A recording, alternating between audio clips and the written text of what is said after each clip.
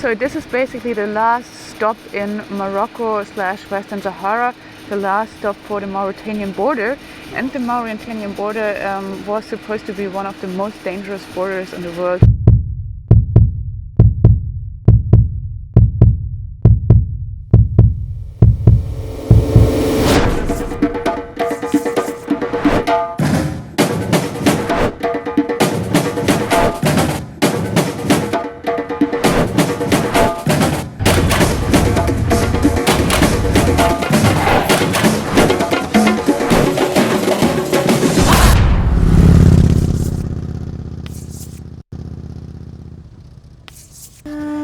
Let's start where we ended.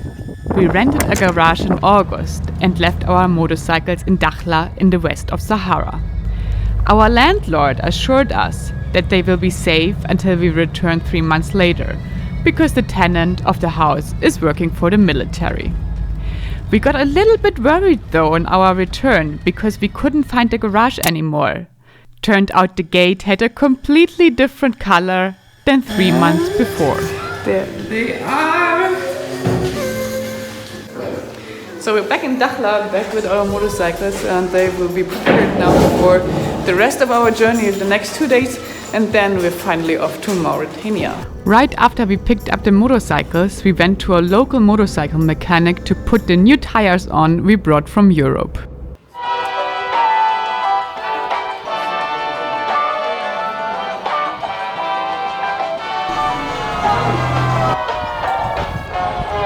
So now we're basically waiting for the tires because they couldn't change the tires here, so they sent it out.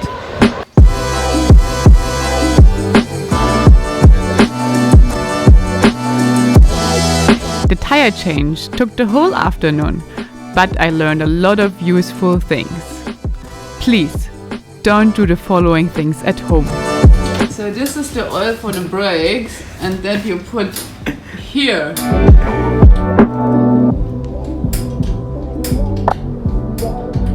I don't know about the first tip with the brake liquids, but this olive oil mixture is supposed to protect the throat and lungs against the dust and desert sand. Of course, I as well care about the health of other people, so I made my friends Ismail and Kim, who live in Dakhla, try it too. You wanna try too? No, it's not so bad. Oh, that's so strong, that's so hot. And then this happened.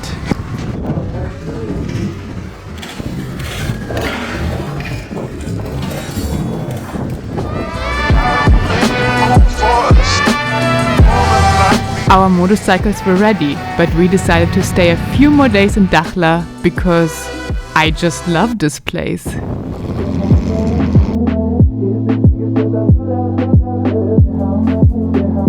Dakhla is a city, but in my opinion it's as well an oasis in the middle of the West Sahara Desert. Within a 500-kilometer radius, there is basically nothing besides of sand and the ocean. Just to give you an idea how far in the desert and how remote Dakhla really is.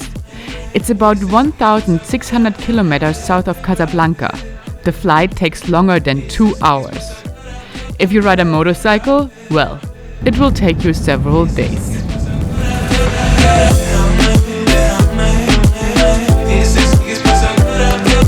As you might have guessed, I have been to Dakhla many times before.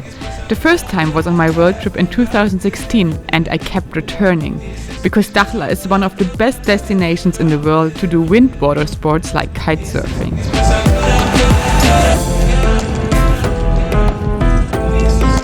And Dakhla has one of the most untouristic street lives I have seen in Morocco, and its own oyster farm. And wild flamingos. If you want to go kitesurfing or go to Dakhla and explore the desert, contact my friends from Dakhla Wind Paradise. We're taking off now from Dakhla and we're going to the border of Mauritania. It's a 4-hour drive and we want to be there in time to cross the border. When we wake, Early mornings with a burning sky in Western Sahara. Our last morning here. is it done?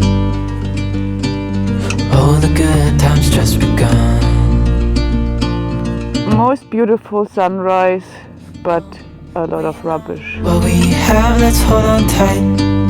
Found what we're Now it's probably, I think, like 10 a.m. and it's still kind of cold. I was actually super surprised, not only now but as well when we were riding down here to Dakhla in August. Here on the coast it stays kind of cool. Even in August it only had like 25 degrees.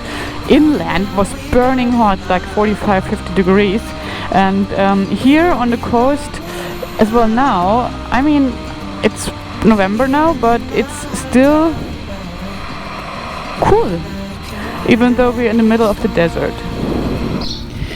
Now we will fill up our spare gas canisters because we heard that there is not so super much gas available in Mauritania, so we better take care and take our spare stuff.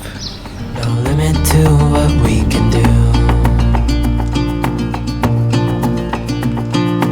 Oh, we know what we have, let's hold. The petrol stations through the west of Sahara from Casablanca to Mauritania don't carry much food because they are super remote in the middle of the desert and there are only a bunch of people and trucks doing this route each day.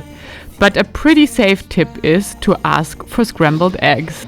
Now we're getting breakfast made, coffee, œuf, deux œufs. We don't need no more. There are actually quite interesting things about this route that goes here to Mauritania. You barely see the ocean from this road that we're on, even though it stretches all the way. Basically, you can go from Casablanca. This road goes along the ocean to Dakhla, to Mauritania, and you barely see the ocean. So whenever you want to see the ocean, you normally have to drive out. There are only like little stretches where you can really see it. And that's what we're gonna do now. We will explore a little bit, but if you are traveling this route too, please be very careful. Western Sahara is a disputed territory. The coastal region was annexed by Morocco, but the region inland is controlled by the Polisario, who are fighting for Western Sahara's independence. The part that you as a traveler will go through is very likely the one annexed by Morocco. It's safe to travel these days, and you will see so many Moroccan flags like nowhere else in the country. Still, the region is not recognized as an official part of Morocco by the United Nations. Morocco built a sand wall with landmines and the length of 3,000 kilometers inland to mark its territory. Getting closer to the border of Mauritania, the danger of landmines in the coastal region becomes much higher. So for your own safety, don't just roam around off-road. Ask the locals, go where they go, and wear sunscreen. Always protect yourself.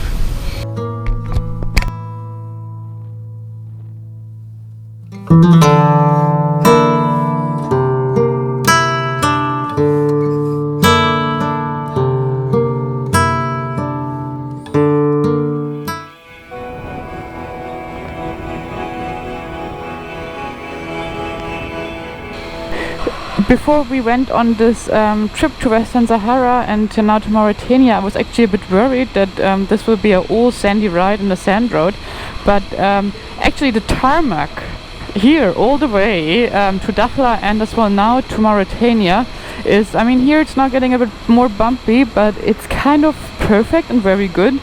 And we heard that all the way to Dakhla was only recently, like in the last 2-3 years, made with tarmac. So the tarmac is as well kind of new, that's why it's so good. So if you want to ride to Dakhla or to Mauritania, don't worry, it's basically all a very good asphalt road. Then you know what that is? It's a peeing spot with a view. No, for everyone who is as happy as I was when I saw this wall of stone, this is not for peeing, this is a shelter for the fishermen.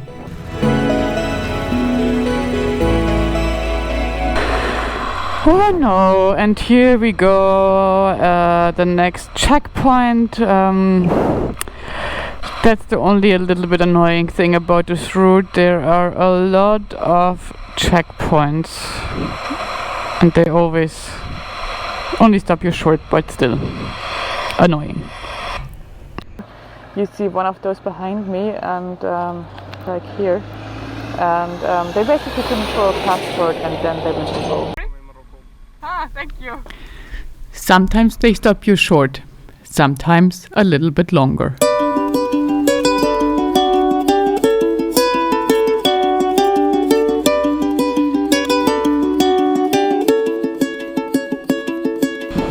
Okay, cool, so here the dunes start.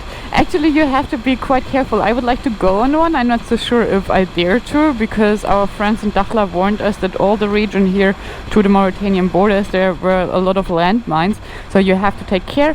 But they showed us a place where we can go on a dune and enjoy the nice view safely. So we will try to find this place now.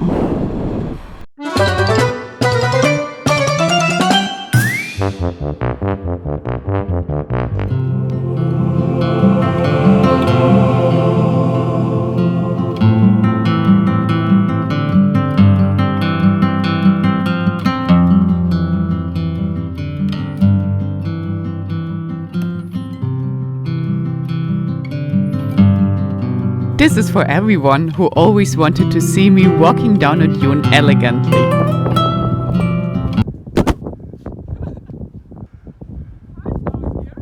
And this was by far not the only fall of the journey. Honestly, I have no clue how that just happened.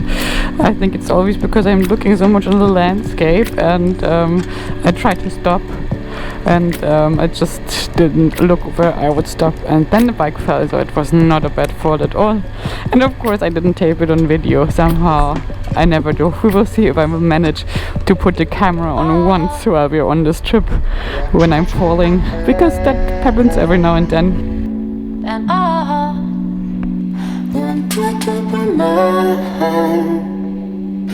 So this is basically the last stop in Morocco / Western Sahara, the last stop for the Mauritanian border. And the Mauritanian border was supposed to be one of the most dangerous borders in the world for a very, very long time, because there is this no man's land between Morocco and Mauritania. No laws. These days the UN peacekeepers are stationed there, so it's much less dangerous than it was. But it's still a very interesting place and I'm curious to see it. I had heard a lot of nightmare stories from other travelers about this lawless no man's land between the borders. No roads, just wrecked cars and landmines everywhere.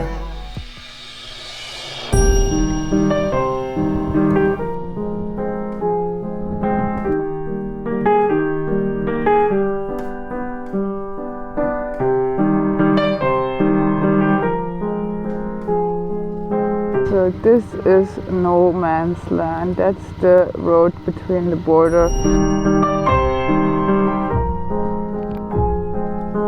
Your best bet to avoid landmines is indeed to follow the other drivers crossing the stretch or following the track lanes. But there are as well good news. This stretch is only about 1 kilometer long and not half as bad as people might tell you. The waiting line at the Mauritanian border afterwards is much worse. Now we just crossed the border and that's our Welcome nice to my country. guy. When you want to come back, my name here, Sheikh. Thank you very much. Great that you have been a part of the journey through the west of Sahara. The next episode will take us to Mauritania, where we had our first major breakdown and got stuck in a beautiful oasis in the middle of the desert. Comment and give me a thumbs up if you liked this episode.